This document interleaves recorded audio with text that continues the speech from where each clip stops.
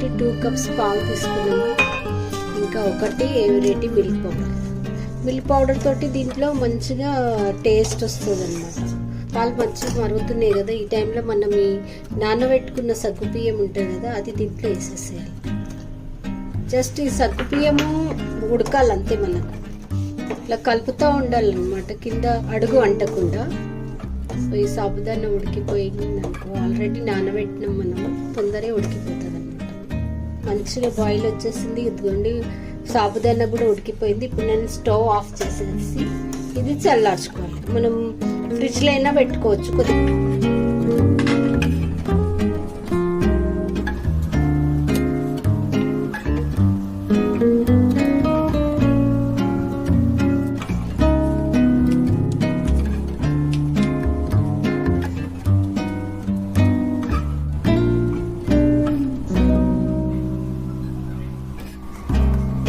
Jaggery powder, పాలు already వేసేసుకున్నాం. వేసేసేయాలి మనం.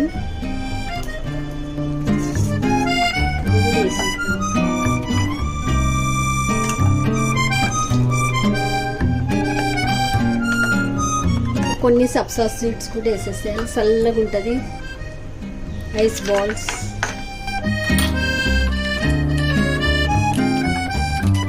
ఐస్ ఎక్కువ వేసుకోకండి, ఎందుకంటే ఐస్ ఎక్కువ వేసుకుంటే జ్యూస్ కూడా అయిపోతుంది.